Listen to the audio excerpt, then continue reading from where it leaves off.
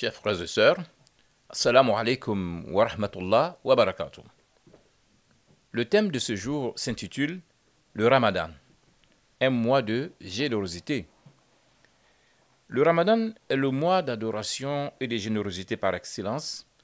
Comme on le sait, l'islam se caractérise d'une part par l'adoration exclusive du Dieu unique Allah et d'autre part par les interactions positives que doit avoir le croyant avec les autres créatures d'Allah, d'où le caractère central de la bienfaisance dans la vie du musulman.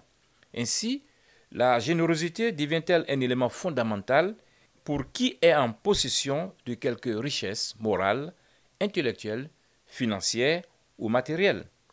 Dans un hadith rapporté par Tabarani, Sa'al ibn Saïd radiallahu anhu affirme, et je cite, le prophète sallam a dit, certes, Dieu est généreux et il aime la générosité. Il aime les bons comportements et il déteste ceux qui sont vils. Fin de citation. En réalité, avoir conscience de la nécessité d'être généreux, c'est prendre soin de son cœur.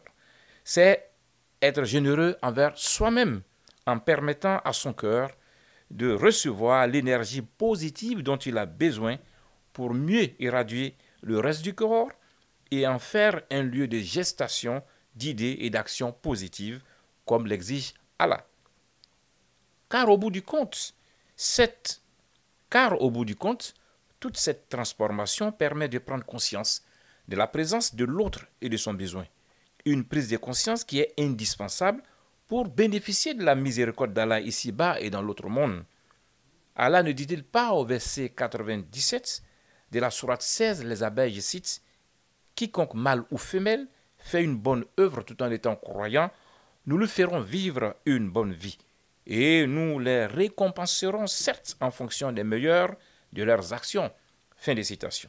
Imitant ainsi l'envoyé d'Allah, Mohammed sallallahu alayhi wa sallam, dont la générosité reste inégalable et qu'il était encore davantage durant le Ramadan, la croyante et le croyant sont appelés à être généreux durant ce mois. D'ailleurs, il y est fortement recommandé de faire sa zakat, l'aumône annuelle obligatoire et purificatrice.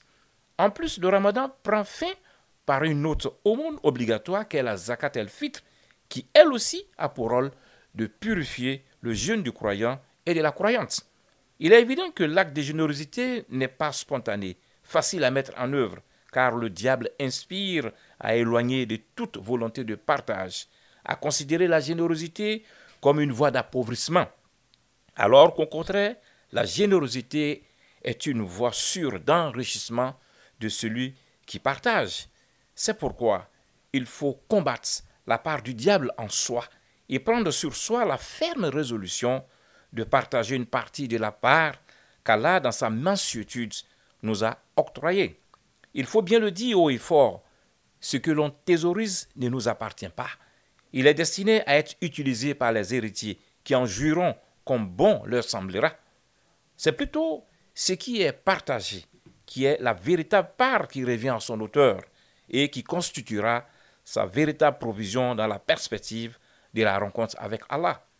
Puisse ce mois béni nous aider à être plus généreux. Amin. À la prochaine fois, Inch'Allah.